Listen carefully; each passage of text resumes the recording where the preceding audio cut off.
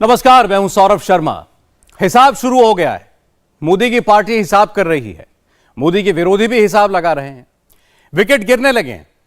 सोचिए, 9 महीने पहले ही जिस मंत्री का इस्तीफा हो जाना चाहिए था, उसका इस्तीफा आज हुआ। मनीष सिसोदिया को लग रहा था सुप्रीम कोर्ट से बेल मिल जाएगी, नहीं मिली। मोदी विरोधियों में खलबली है। अरविंद केजरीवाल कल तक पीएम बनने की लाइन में नजर आते थे। आज उनका सबसे करीबी शख्स सीबीआई के सवालों के जवाब दे रहा है। केसीआर के घर तक बात पहुंच गई है। उद्धव ठाकरे के भी घर तक आंच जा रही है। राहुल गांधी तो बेल पर चल ही रहे हैं। चुनाव में 365 दिन ही बचे हैं। मोदी विरोधियों ने मिलकर बैठकर नया प्रधानमंत्री चुनने का एक फॉर्मूला भी बना लिया है। इस नए सूत्र का सूत्रधार कौन है? नई दिल्ली में जिसकी चर्चा नेता बंद कमरे में कर रहे हैं, उसके बारे में हम आपको खुल्लम खुल्ला बता रहे हैं। क्या नरेंद्र मोदी को रोकने का फॉर्मूला राहुल गांधी ने ढूंढ लिया है? क्या नरेंद्र मोदी को हराने का फॉर्मूला केजरीवाल को भी मिल गया है? क्या नीतीश, तेजस्वी, ममता और केसीआर के पास भी मोदी रोको फॉर्मूला आ गया है? आजादी के बाद पिछले 75 साल में नेहरू के बाद कोई प्रधानमंत्री नहीं हुआ जिसने लगातार 3 चुनाव जीते हों। इंदिरा गांधी 3 बार प्राइम मिनिस्टर रहीं, लेकिन वो लगातार 2 चुनाव ही जीत पाई। 1977 के चुनाव में इंदिरा गांधी हार गई थीं। उनकी वापसी 1980 में हुई। नेहरू के बाद नरेंद्र मोदी पहले प्रधानमंत्री हैं जो लगातार तीसरा चुनाव जीतने के करीब दिख रहे हैं। 14 में 282 सीटें, 19 में 303 सीटें और 24 के लिए 350 सीट का टारगेट। मोदी के विरोधी 24 को टफ बनाना चाहते हैं। मोदी को लगता है कि 24 सबसे इजी इलेक्शन हो सकता है।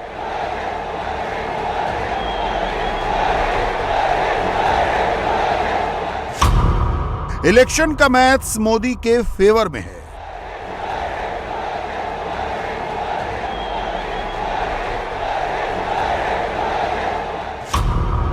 सारे सर्वे नरेंद्र मोदी के पक्ष में हैं।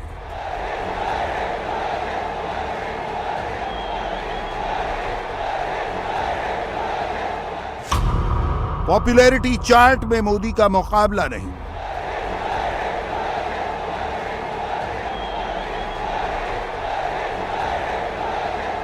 मोदी को तीसरी जीत से रोकने के लिए राहुल गांधी की पार्टी 72 घंटे तक बैठी। कांग्रेस के रायपुर अधिवेशन से 3 फॉर्मूले निकले। पहला फॉर्मूला जाति जोड़ो, दूसरा फॉर्मूला साथी जोड़ो और तीसरा फॉर्मूला मुसलमान जोड़ो।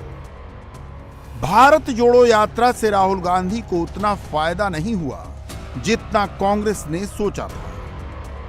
इसीलिए राहुल की पार्टी ने 23 में 24 के लिए फॉर्मूले बनाए हैं। इनमें सबसे मार्के की बात यह है कि कांग्रेस ने थर्ड फ्रंट को मोदी की बी टीम करार दे दिया है। राहुल की पार्टी मानती है कि 24 के लिए अगर तीसरा मोर्चा बना तो फायदा मोदी को होगा। 20 साल पहले 2003 में कांग्रेस ने इसी तरह का फॉर्मूला 2004 के लिए बनाया। गठबंधन बनाओ और बीजेपी को हराओ। 2003 के शिमला अधिवेशन से यही सबसे बड़ा फॉर्मूला निकला था। यूपीए का गठन 2004 चुनाव के बाद हुआ, मगर 2003 में कांग्रेस ने कुछ बड़े गठबंधन बना लिए थे जिनका फायदा 2004 में हुआ। लेकिन 2004 और 2024 के चुनाव में फर्क है। सबसे बड़ा फर्क खुद नरेंद्र मोदी है।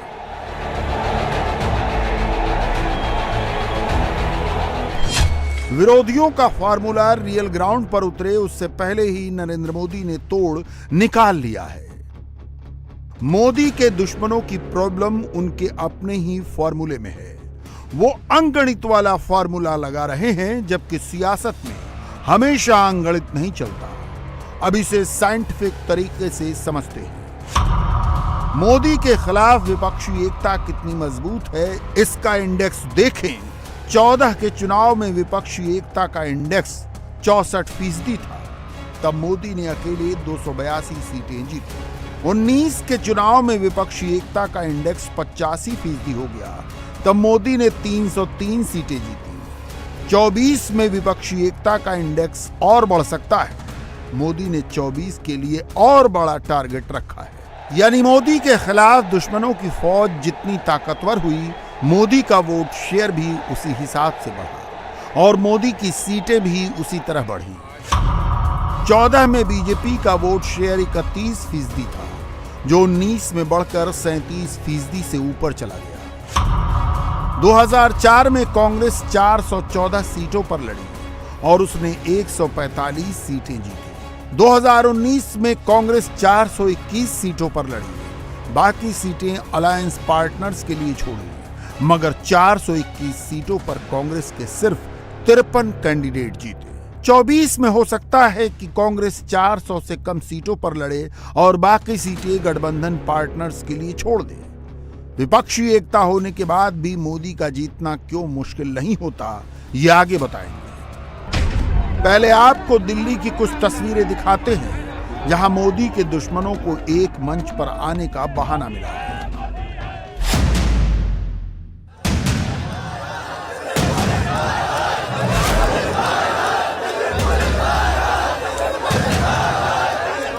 दिल्ली के डिप्टी सीएम मनीष सिसोदिया की गिरफ्तारी शराब घोटाले में। इसके बावजूद ये भी मोदी विरोधियों के लिए एकता का बहाना है। भले ही विपक्ष का पीएम कैंडिडेट अनाउंस नहीं हुआ, लेकिन मोदी के सारे दुश्मन साथ साथ हैं। आज की जो सरकार है केंद्र में, ये लोकतांत्रिक सरकार नहीं है या लोगों के लिए काम करने वाली सरकार नहीं है। ये सिर्फ अपना डिक्टेटरशिप चलाते हैं। सारे विपक्ष के नेताओं को एक दिन निर्धारित करो और सबको गिरफ्तार करके जेल में डाल दो। और मैं तो कहूंगा, अगर मोदी जी ऐसा प्रस्ताव देते हैं तो हम लोग खुद से चले जाएंगे गिरफ्तारी देने के लिए। क्यों बर्बाद करते हो टाइम? इनको नोटिस, इनको पकड़ना, इनको धकड़ना, यहाँ छापेमारी, वहाँ छापेमारी, टाइम बर्बाद मत करो। दूसरे काम करना है देश के लिए, करो। हम सबको गिरफ्तार करके जेल में डालना, डाल दो एक बार में। देखिए, 2 घंटे के लिए अगर सीबीआई ईडी किसी के पास भी आती है तो देश का बादशाह बन जाएगा आज के ज़माने में। लेकिन लोकतंत्र नहीं है, ये लोकतंत्र की बात नहीं है। आज भी अलोकतांत्रिक तरीके से ये देश चल रहा है। सिर्फ विरोधी है अपने, इसीलिए उनको सताया जा रहा है, जेल में डाला जा रहा है। मैंने कल भी कहा कि आपके पार्टी में सिर्फ संत, महात्मा और साधु बैठे हैं क्या, कि दर दिन हिमालय और केदारनाथ से अप डाउन करते हैं मंत्रालय में। शराब घोटाले की परतें अभी खुलनी शुरू हुई और वोट का कांटा मोदी की पार्टी की तरफ झुकना शुरू हो गया है।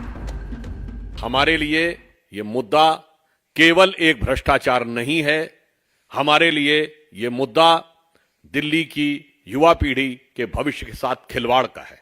आप सबको वो शायद मशहूर पंक्ति याद होगी जो शराब के लिए कही जाती है कि हजारों घर हैं डूबे बोतलों के बंद पानी में, जो इनमें जाके डूबे वो न उबरे जिंदगानी में। मगर याद रखिए, हम दिल्ली की तरुणाई को, दिल्ली की जनता को इसमें डूबने नहीं देंगे। और ये वो लोग जिन्होंने जाके, शराब के आरोपियों ने महात्मा गांधी की समाधि पे जाके नाटक किया था, जिनका कि जन्मदिन पूरे भारत में ड्राई डे होता है। वैसे जन्मदिन के दिन नहीं गए थे, ये भी ध्यान रखिएगा। तो आप समझिए, इन्होंने दिल्ली में जो दारू का दरिया बहाने का काम किया है, हम कृत संकल्प हैं कि हम दिल्ली की जनता को और विशेषकर युवाओं को उसमें नहीं डूबने देंगे। मोदी विरोधियों का फॉर्मूला बड़ा सिंपल है। अडानी के नाम पर एक हो जाओ, एलीट वर्सेस गरीब के नाम पर एक हो जाओ। एक तरफ चमकता भारत दिखाओ, दूसरी ओर गरीब भारत का प्रचार करो और मोदी के खिलाफ माहौल बनाओ। राहुल गांधी लिखते हैं मोडानी, कांग्रेस के ऑफिशियल ट्विटर हैंडल से 7 लोक कल्याण मार्ग का बोर्ड बदलकर वहां 7 अडानी कल्याण मार्ग लिख दिया जाता है। आम आदमी पार्टी अपनी टाइमलाइन पर फोटोशॉप्ड पिक्चर लगाकर मोदी और शाह पर व्यंग्य करती है। उद्धव ठाकरे कहते हैं कि सब एक हो जाओ, वरना 2024 का चुनाव आखिरी चुनाव होगा।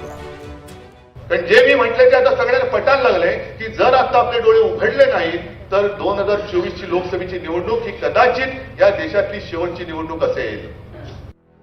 बिहार में राबड़ी देवी कहती हैं कि मोदी लालू जी से डरते हैं, इसीलिए सीबीआई को आगे करते हैं। तो डर है ना, लालू जी से डर है, बिहार में लालू जी से डर है, इसीलिए हम लोग को बनना चाहता था। हम लोग बनाने वाला आदमी थोड़ी है, आना भागने वाला आदमी है। पूरा जवाब दिया आता है, बात देखते नहीं है। 30 साल से हम लोग को परेशान लोग कर रहा है, 30 साल से हम लोग झेलिए नहीं रहे हैं, आगे भी झेलेंगे, कोई भागना नहीं है। नीतीश कुमार पहले से कह रहे हैं कि अगर सब एक हो गए तो बीजेपी 100 सीटों पर सिमट जाएगी। 2024 का जब चुनाव होगा, चाहे ये इतना घूमे, 100 सीट भी नहीं इनको देश में मिलेगा, ये जान लीजिए।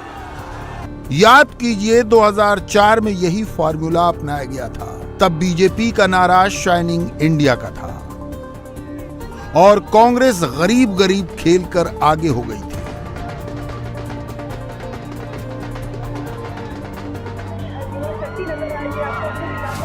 लेकिन 2024 2004 जैसा नहीं है, क्योंकि सामने नरेंद्र मोदी हैं और उनके पीछे दुनिया की सबसे बड़ी पार्टी का संगठन है। सियासत में 2+2 हमेशा 4 नहीं होते। इसे कर्नाटक के एग्जाम्पल से समझिए। 2019 में कर्नाटक में कांग्रेस और जेडीएस का गठबंधन था, मगर दोनों ही पार्टियों के कोर वोटर्स ने इसे सपोर्ट नहीं किया।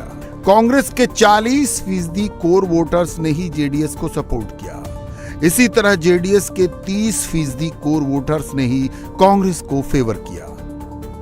कर्नाटक में बेमेल गठबंधन से नाराज होकर कांग्रेस से जुड़े रहे 40% दलित वोटर्स बीजेपी की ओर शिफ्ट हो गए। इसी तरह जेडीएस को सपोर्ट करने वाले 60% वोक्कालिगा वोटर बीजेपी के साथ चले गए। नतीजा यह हुआ कि बीजेपी ने 2019 में कर्नाटक की 28 में से 25 लोकसभा सीटें जीत ली। दूसरा एग्जाम्पल उत्तर प्रदेश का है। 2019 में मोदी के खिलाफ यूपी में सबसे बड़ा गठबंधन हुआ। अखिलेश और मायावती की पार्टी एक साथ आई, मगर चुनाव में इसका फायदा नहीं मिला।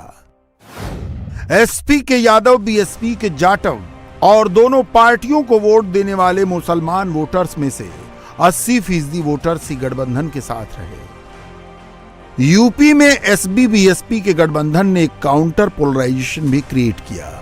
गैर यादव ओबीसी और गैर जाटव एससी वोट बीजेपी के पीछे लामबंद हो गए। इस तरह मोदी की पार्टी ने यूपी की 80 में से 62 सीटें जीत ली। नरेंद्र मोदी ने बीजेपी को वेल ऑयल्ड इलेक्शन मशीन में कन्वर्ट कर दिया है। बिहार में वो 40 की 40 सीटें लड़ने के लिए तैयार हैं। महाराष्ट्र में बीजेपी शिंदे सेना के साथ 48 सीटें लड़ेगी। तेलंगाना में विधानसभा चुनाव अभी दूर है, लेकिन अमित शाह और जेपी नड्डा ने वहां भी स्ट्रेटजी बना ली है।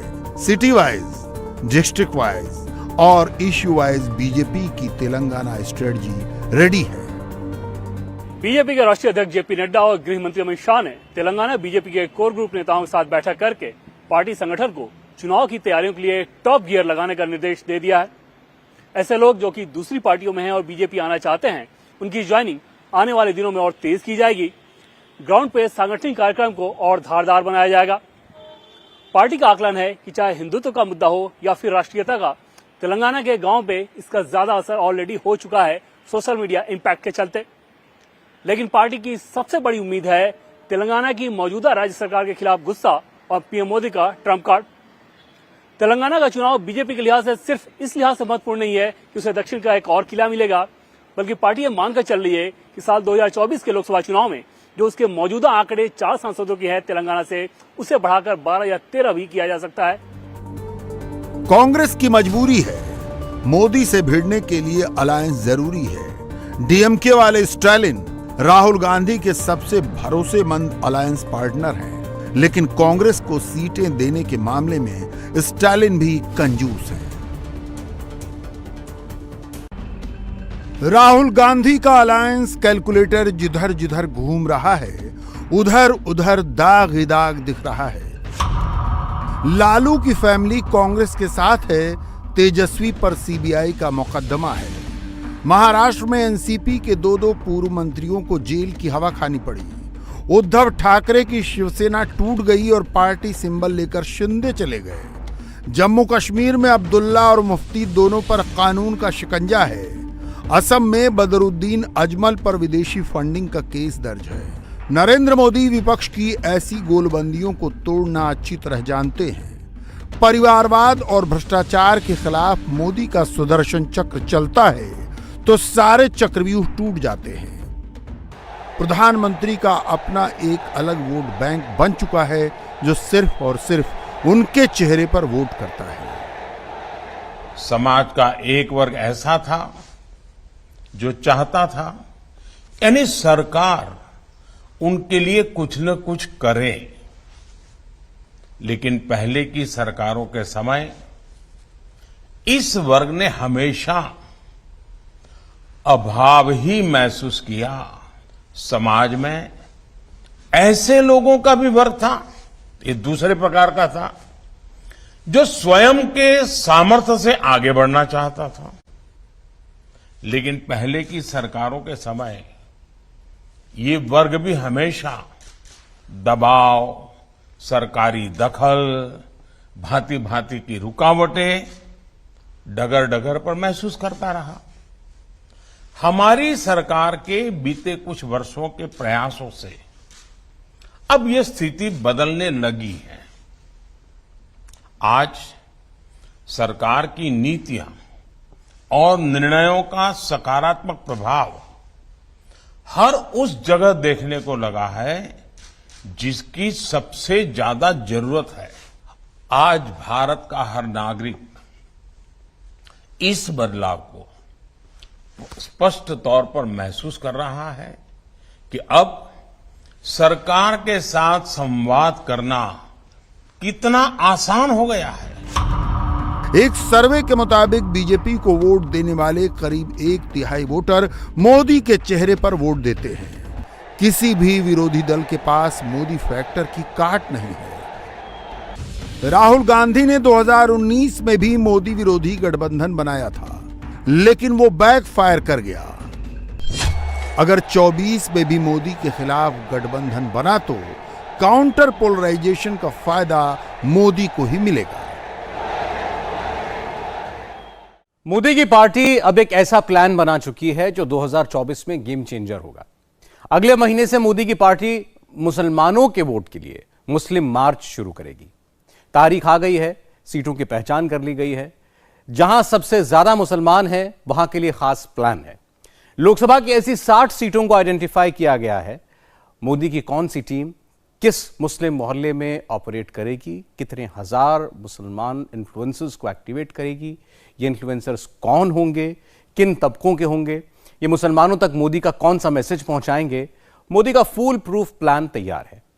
24 में डिलीवरी की 100% गारंटी के साथ मोदी की स्ट्रैटेजी से मौलाना फिलहाल अनजान है, मोदी के पॉलिटिकल दुश्मन भी अनजान है। मोदी क्या करने वाले हैं, 24 के लिए मोदी का एक कौन सा मास्टर स्ट्रोक है, जो बातें मुसलमान इलाकों में पहुंचने वाली हैं, वो सारी बातें आपको एडवांस में बताते हैं।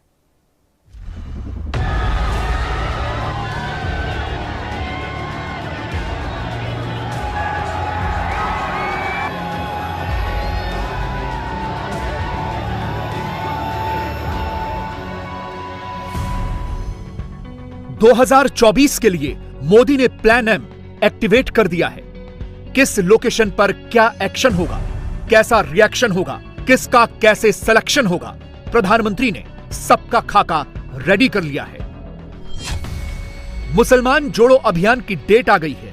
मोदी ने 10 मार्च की तारीख फिक्स कर दी है। 24 के लिए मोदी का मुस्लिम आउटरीच प्रोग्राम कैसे आगे बढ़ेगा, इसे कौन कौन लीड करेगा, ये किन किन राज्यों को कवर करेगा, किन किन जिलों के मुसलमानों को टारगेट करेगा, मोदी की नजर ऐसी कितनी लोकसभा सीटों पर है जहां मुस्लिम आबादी 30% से ज्यादा है, हर लोकसभा सीट पर मुसलमानों को अपनी ओर खींचने के लिए मोदी ने किन इन्फ्लुएंसर को सेलेक्ट किया है, उनको क्या टास्क दिया है, फुल डिटेल आगे देंगे। हेडलाइन पढ़िए, शब्दों पर गौर कीजिए। भारत के पहले secular prime minister Narendra Modi ही हैं। विरोधी मुसलमान वाला टैक्स चिपकाकर मोदी पर नॉनस्टॉप अटैक करते हैं। मोदी के खिलाफ मुसलमान विरोधी वाला सर्टिफिकेट बांटते फिरते हैं। यह गेम फिर शुरू हो गया है। मोदी के मुसलमान जोड़ो वाले अभियान से पहले अलग अलग षड्यंत्र रचे जा रहे हैं। मुस्लिम भाइयों को अभी से डराया जाने लगा है, फेक नैरेटिव घुमाया जाने लगा है। दिल्ली के कॉन्स्टिट्यूशनल क्लब में पॉलिटिकल कैरेक्टर्स एक्टिव हो गए हैं। हिंदू मुसलमान वाला टेप अचानक ऑन हो चुका है। ये साल चुनाव के पहले साल है, हर चीज को एक पॉलिटिकल कॉन्टेक्स्ट में जरूरी है कि हम देखें। खुल के बोलिए, खुल के बोलिए, अब लाग लपेट के साथ बोलने का टाइम नहीं है। अलग अलग लोकेशन पर मौलानाओं के मंच सज गए हैं। 24 का डर दिखाया जाने लगा है। मोदी से बचकर रहो, मोदी से दूर रहो, ऐसा माहौल बनाया जा रहा है। देख लीजिएगा सन 2024 के बाद क्या क्या होता है इस देश में। भारत में 135 करोड़ की जनसंख्या, आदम की औलाद, मुसलमानों के पूर्वज आदम, हिंदुओं के पूर्वज आदम, ईसाइयों के पूर्वज आदम। अब अगर पूर्वज ही को पकड़ना है, क्या बात है, तो दामने आदम पकड़ो। दिल्ली से लेकर पटना तक लोकतंत्र बचाओ सम्मेलन के बहाने मोदी हटाओ, मोदी को मुसलमानों से दूर भगाओ वाला प्रोजेक्ट भी एक्टिवेट हो चुका है। करके सेकुलरिज्म का ढंढोरा पीटा जाए और मुल्क के अंदर मुसलमानों की 600 साल पुरानी मस्जिदों को गिरा करके वहां मंदिर बनाए जाए। जबकि विरोधियों की परवाह किए बगैर मोदी मुस्लिम भाइयों को अपनी ओर खींच रहे हैं और मुस्लिम भाई भी मोदी की तरफ खींचे चले आ रहे हैं। 24 के लिए मोदी ने मुस्लिम भाइयों को जोड़ो वाले मेगा मिशन को फाइनल पुश दे दिया है। प्रोजेक्ट एम लॉन्च कर दिया है। 10 मार्च से बीजेपी मुस्लिम जोड़ो अभियान शुरू कर देगी। फेज 1 में 14 राज्य टारगेट पर होंगे। राउंड 1 में 64 जिलों पर मिशन मोड में काम होगा। बीजेपी ने तगड़ा प्लान रेडी किया है। नेशनल टीम बन चुकी है। राष्ट्रीय प्रभारी भी सेलेक्ट हो चुके हैं। स्टेट लेवल पर टीमें बनाई जा रही हैं। बीजेपी की नेशनल और स्टेट लेवल की टीम प्रधानमंत्री मोदी की सलाह पर आगे का प्लान एग्जीक्यूट करेंगी। सवाल यह है कि मुस्लिम समुदाय को बीजेपी से जोड़ने के लिए उन्हें 24 में मोदी का कोर वोटर बनाने के लिए क्या स्ट्रेटजी बनाई गई है, पहले आपको इसका जवाब देते हैं। बीजेपी ने उन जगहों की पहचान की है जहां मुस्लिम आबादी काफी ज्यादा है। इसके लिए 60 लोकसभा सीटों को आइडेंटिफाई किया गया है। यहां मुस्लिम आबादी 30% से ज्यादा है। इन लोकसभा सीटों में 5000 ऐसे लोगों को तलाशा जा रहा है जो इन्फ्लुएंसर की भूमिका निभा सकते हैं। ये लोग बीजेपी के नहीं होंगे, अलबत्ता वो होंगे जिन्हें मोदी सरकार की वेलफेयर पॉलिसीज का फायदा हुआ है। ये doctor, engineer, social worker, journalist कोई भी हो सकते हैं। दूसरे शब्दों में कहें तो ये लोग ऐसे होंगे जो समाज पर प्रभाव डाल सकते हैं। यानी इस मेगा मिशन के तहत बीजेपी का अल्पसंख्यक मोर्चा मुस्लिम समुदाय से जुड़े ऐसे लोगों को तलाशेगा जो मोदी सरकार के मैसेज को सबसे अच्छे तरीके से मुस्लिम भाइयों के बीच, मुस्लिम मोहल्लों में डिलीवर कर सके। मुस्लिम भाइयों को जोड़ने वाला मोदी का प्लान फुल प्रूफ है, लेकिन मोदी के दुश्मन अभी से एक्टिव हो गए हैं। मुसलमानों के दिमाग को हाईजैक करने वाला प्रयोग शुरू है। इस प्रयोग का पहला चैप्टर कुछ घंटों पहले दिल्ली में खुला और इस चैप्टर को पढ़ने वाले किरदार थे सीपीआईएम की वृंदा करात और आरजेडी के मनोज झा। दीवार पर पोस्टर दिल्ली दंगों वाला था, जुबान पर नैरेटिव हेट मोदी वाला था। वृंदा करात आई तो थी दिल्ली दंगों का दर्द बांटने, लेकिन माइक ऑन होते ही उन्होंने मोदी के खिलाफ भड़काना शुरू कर दिया। हिंदुओं के खिलाफ मुसलमानों को उकसाना शुरू कर दिया और बात खत्म करते करते उसमें पॉलिटिकल ट्विस्ट डाल दिया। ऐसे कुछ शरारती तबके हैं वहाँ जो हर मंगलवार को एक मंदिर से निकल के हनुमान जी के नाम से वहाँ इस प्रकार के जत्थे निकालते हैं और ऐसे भड़काने वाले स्लोगन देते हैं। ये जो सब हो रहा हरियाणा, राजस्थान, ये तमाम चीजें जो अभी हो रहे हैं, इसलिए बहुत जरूरी है कि ये साल चुनाव के पहले साल है, हर चीज को एक पॉलिटिकल कॉन्टेक्स्ट में जरूरी है कि हम देखें। वृंदा करात ने बड़ी चालाकी से अपने भाषण में 2024 वाला एजेंडा फिट करके ऑडियंस के सामने परोस दिया। ये तक कह दिया कि हर मंगलवार को दिल्ली के हनुमान मंदिर से उपद्रवी निकलते हैं, भड़काऊ भाषण देते हैं, उकसाने वाली बातें बोलते हैं। वृंदा करात के दावों की सच्चाई जानने के लिए India TV reporter north east Delhi के उसी मौजपुर चौक पर पहुंचे जहां से इस इलाके में दंगों की शुरुआत हुई थी। इसी मौजपुर चौक पर करीब 100 साल पुराना एक हनुमान मंदिर है जो सड़क के बीचों बीच है। यह मंदिर भी दंगों का शिकार हुआ था। जख्म आज भी ताजा हैं, लेकिन वृंदा करात के दावों के उलट यहाँ की सच्चाई कुछ और ही है। यहाँ सिर्फ पूजा पाठ होता है, भड़काऊ नारेबाजी नहीं होती। वृंदा करार का यह कहना है कि हर मंगलवार को लोग मंदिर से जब बाहर निकलते हैं तो इस तरीके के नारे लगाते हैं जिससे कहीं ना कहीं परेशानी होती है और लोग भड़कते हैं। ऐसे नारे लगाए जाते हैं। हम यहाँ पर पहुंचे हैं, आज मंगलवार का दिन है। मैं आपको तस्वीरें दिखाता हूं कि लोग आखिरकार क्या कुछ कर रहे हैं। ये मंदिर है, यहाँ का प्राचीन मंदिर हनुमान मंदिर है और मंगलवार के दिन यहाँ पर लोग पहुंचते हैं, पूजा यहाँ पर की जाती है और पूजा करने के बाद लोग यहाँ से बाहर निकलते हैं। क्या बाहर निकलते हुए कोई आपत्तिजनक नारे लगाए जाते हैं या भड़काऊ नारे लगाए जाते हैं? नहीं, इस तरह की किसी तरह कोई नारे वगैरह, कोई भड़काऊ भाषण या किसी भी तरह की ऐसी कोई बात ना मंदिर में होती है ना मंदिर के बाहर इस तरह की कोई बात नहीं होती है। वृंदा करार उनका ये कहना है कि मंगलवार के दिन जो नॉर्थ ईस्ट दंगे हुए थे 3 साल उसको हुए, उन्होंने एक प्रोग्राम में कहा कि लोग मंदिर से निकलते हुए भड़काऊ नारे लगा देते हैं कुछ शरारती तत्व। इस तरीके की जो बात कही गई है ये बेबुनियाद है, इस पे कोई किसी तरह के कोई निराधार है, बेकार बात है ये। कि 2024 की इलेक्शन है, मुझे ऐसा लगता है कि शायद ये राजनीतिक बयान है उनका। इस बयान को इसी तरीके से लेना चाहिए। जो उन्होंने ये बयान दिया है, ये बयान उनकी राजनीतिक मजबूरी है, क्योंकि अब हिंदू जाग गया है, लोग एक तरफ हो गए हैं। उनको पता है कौन हिंदुओं के लिए आज तक करता था और कौन नहीं करता था। आप ये देखिए, अगर आज की तारीख में 2024 तक इस तरह के बयान भी आने हैं और ये बयान आने का सीधा सीधा एक ही मतलब है कि वो अपनी धार्मिक लाइन जो है उसको एक्टिव करना चाह रहे हैं। अगर जय श्री राम के नारे वाली बात है तो मंदिर के अंदर तो थोड़ा बहुत उद्घोष होता ही है, बट मंदिर के बाहर ऐसा कुछ नहीं होता। जो भी जिसको ये बयान दे रहा है वो केवल राजनीति के उद्देश्य से वो बयान दे रहा है। आपने उन नेता से पूछा, वो यहाँ हर मंगलवार आते हैं, खुद वो हर मंगलवार को यहाँ आते हैं और उन्होंने कौन से ऐसे लोगों को देखा है, तो उन्होंने उसी टाइम एक्शन क्यों नहीं लिया? सामने पुलिस चौकी है, वो उसी टाइम एक्शन लेते कि यहाँ भड़काऊ भाषण दिए जा रहे हैं, वो हैंड टू हैंड पकड़ते उन लोगों को और ले जाते। वो यहाँ खुद आए हैं, उन्होंने भाषण तो वहां बैठ के दे दिया, बट वो क्या यहाँ खुद आके लाइव उन्होंने ग्राउंड रिपोर्ट देखी यहाँ क्या हो रहा है। वृंदा करात के झूठे नैरेटिव की पोल खुल गई। अब एक दूसरे किरदार की बात करते हैं, यानी आरजेडी के सांसद मनोज झा। मनोज कुमार झा की सियासी स्क्रिप्ट अमूमन मोदी फांसीवादी है, देश में तानाशाही है के इर्द गिर्द ही घूमती है। कुछ दिनों पहले तक यह संसद के बाहर अडानी वाला पोस्टर दिखा दिखाकर मोदी पर हमलावर थे और अब 2024 के लिए ये वही हिंदू मुस्लिम वाली स्क्रिप्ट लेकर आए हैं। मनोज कुमार झा के बयान की टाइमिंग इसलिए नोट करने वाली है क्योंकि 10 मार्च से मोदी मुसलमानों को जोड़ने वाले मिशन पर निकलने वाले हैं और उससे ठीक पहले विरोधी नासिर और जुनैद के बहाने मोदी के खिलाफ मुसलमानों को डराने वाला, बहकाने वाला प्रोग्राम एक्टिव कर चुके हैं। हम बीजेपी को हटा करके, मोदी जी को हटा करके एक दूसरे मोदी तो नहीं लाएंगे ना। अक्सर मैं देखता हूं लोग साफ तौर पर मुसलमान नाम लेने से बचते हैं, अल्पसंख्यक उस कैटेगरी का ज्यादा इस्तेमाल करते हैं। खुल के बोलिए, खुल के बोलिए। आप लाग लपेट के साथ बोलने का टाइम नहीं रहा। अभी भरतपुर में हुआ, मैं देख रहा हूं लोग नाम नहीं ले रहे हैं। साहब बोलो ना, नासिर जुनैद, क्या लग रहा है इसको बोलने में? कोई फर्क नहीं पड़ेगा। अगर आप ये समझते हैं कि इन मामलों में चुप्पी रख करके और एक सॉफ्ट वर्जन ऑफ हिंदुत्व, वो सब काम नहीं करेगा।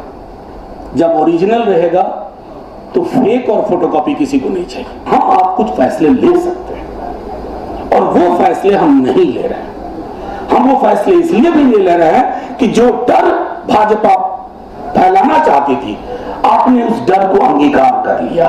कई पॉलिटिकल पार्टीज ने अंगीकार कर लिया। मनोवैज्ञानिक रूप से हम इस देश को हार रहे हैं, सामाजिक रूप से हम इस देश को हार रहे हैं। इस मुल्क की जो तामीर थी हम उसको खो चुके हैं। जिस मुल्क में नाम लेने से पहले किंतु परंतु करना पड़े, एक जुनैद के साथ एक पंकज को जोड़ना पड़े, अरे पंकज के लिए भी बोलो, जुनैद के लिए भी बोलो। ये मुल्क किसी पॉलिटिकल पार्टी की कस्टडी में हमेशा के लिए नहीं है।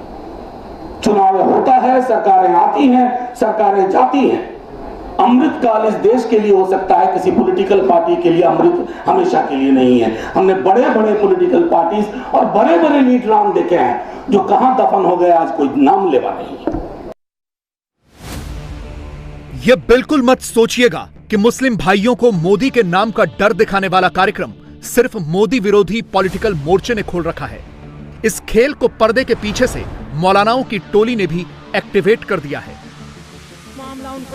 एक मौलाना 2024 वाली स्क्रिप्ट लेकर बैठा है, दूसरा दिल्ली दंगों की कहानी सुना सुनाकर मुस्लिम मोहल्लों में भीड़ जुटा रहा है। देख लीजिएगा सन 2024 के बाद क्या क्या होता है इस देश में। हमारे भारत का संविधान एक तरफ और कुछ मनहूस और कुछ शरारती देश के दुश्मन के जहन और उनकी जो सोच है, स्कीम है, साजिश, वो एक तरफ।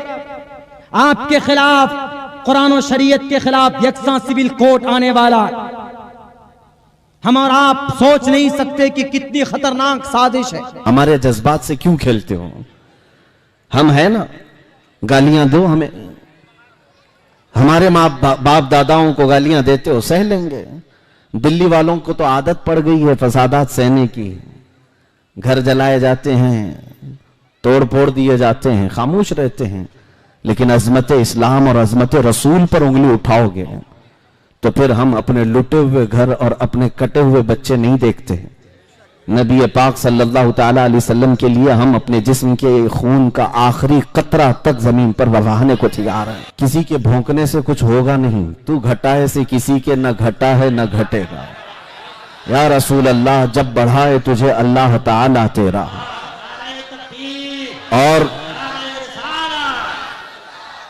और एक बात यह है, जो कांटे खाने की आदत रखते हैं उन्हें फूल समझ में नहीं आते। जो कांटे खाने की आदत रखते हैं उन्हें फूल समझ में नहीं आते, और जो फजूल होते हैं उन्हें उसूल समझ में नहीं आते। और जिनके बाप दादाओं में खता होती है तो मेरे रसूल समझ में नहीं आते। ये कुछ भी नहीं, अभी कुछ मौलाना सामने आए हैं। कुछ हफ्तों का इंतजार कीजिए, जैसे जैसे 24 नजदीक आएगा वैसे वैसे ऐसे सैकड़ों मंच सजेंगे। सीए एनआरसी वाला टेप एक बार फिर से बजेगा। सब वैसा ही होगा, वैसा ही दिखेगा जैसा हिंट महाराष्ट्र के जलगांव के इस मुफ्ती ने दिया है।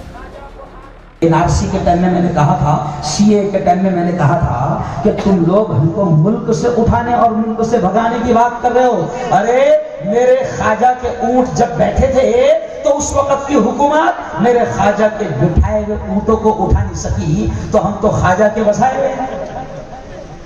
अरे बोलो ना, सुभान अल्लाह बोलो। अब हम किसके बसाए हुए? अरे बोलो, बसाए हुए हैं। और वो आपने सुन लिया, आज भी हुकूमत मेरे ख्वाजा की है। आपने शायद सुना होगा, कुर्सी पर कोई भी बैठे, बोलो, कुर्सी पर कोई भी बैठे, राजा तो मेरा ख्वाजा। क्यों? ऐसे कितने आए और कितने गए। तू भी आया, तू भी, अरे बोलो, जाएगा। मेरे ख्वाजा को आज 800 साल हो गए, आज भी मेरे ख्वाजा का राज पूरे हिंदुस्तान के दिलों पर, अरे बोलो, है। दुश्मन आज भी आपकी हुकूमत दुश्मन है, लेकिन आप अगर अल्लाह के आशिक और नबी के सच्चे आशिक बन गए तो कोई हुकूमत हमारा रत्ती बराबर भी नुकसान नहीं कर सकती।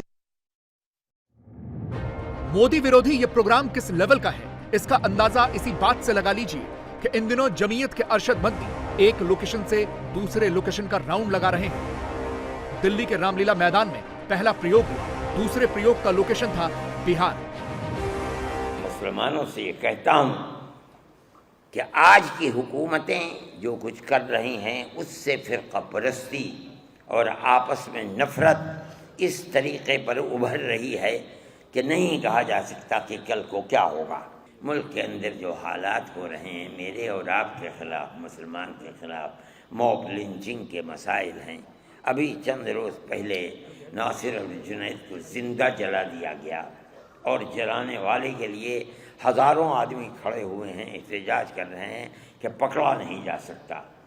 मुल्क की पुलिस भी उनको पकड़ने के अंदर नाकाम है, अपनी फहरिस्त से भी उनको निकाल दिया है। ये चीज़ मुल्क के लिए कोई अच्छी चीज़ नहीं है। पूरा हिंदुस्तान जानता है कि 2024 में अयोध्या में बन रहा भव्य राम मंदिर मोदी के लिए गेम चेंजर साबित होगा। वो सारा सियासी समीकरण बदल कर रख देगा। ये बात मोदी के सारे विरोधियों को भी अच्छी तरह से पता है। तो क्या इसीलिए अरशद मदनी के मंच से बाबरी का जिक्र हुआ और क्या 24 को ध्यान में रखकर ही मुसलमानों के दिमाग में अरशद मदनी ने राम मंदिर वाला नैरेटिव फिट किया? आज आपके हाथ में ताकत है।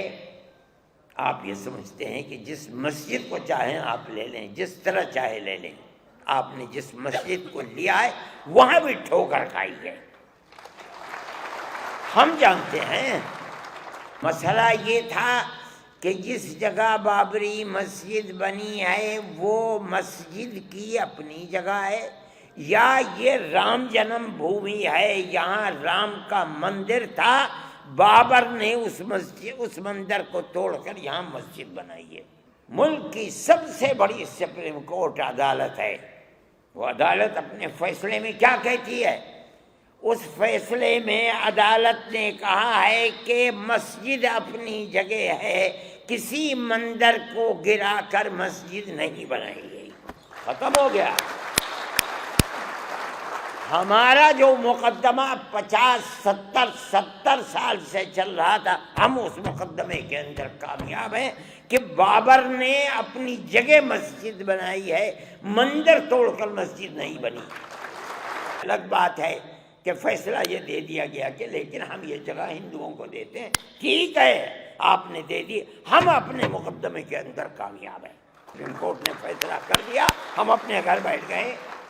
हम खामोश हैं, हम नहीं कहते कुछ, लेकिन दुनिया खत्म तो नहीं है। हम खत्म हो जाएंगे। आगे आने वाला मुअर्रिख ये लिखेगा कि बाबरी मस्जिद की जगह मंदिर किस तरीके पर बना है। हम नहीं बोलते, लेकिन क्या आने वाली दुनिया खामोश हो जाएगी? मौलानाओं से लेकर मोदी विरोधी नेताओं तक सब के सब अचानक फुल चार्ज नहीं हुए हैं। 24/7 हिंदू मुसलमान यूं ही नहीं कर रहे हैं। पता तो उन्हें भी है, मोदी मुसलमानों के करीब जा रहे हैं, उन्हें अपने पाले में कर रहे हैं। 10 मार्च से मोदी का मुस्लिम मार्च शुरू होने वाला है। इसीलिए मोदी विरोधी खेमा पूरा का पूरा इकोसिस्टम घबराया हुआ है। इंडिया टीवी हर वक्त हर जगह डाउनलोड करने के लिए सर्च करें India TV news Google play store या ऐप स्टोर पर।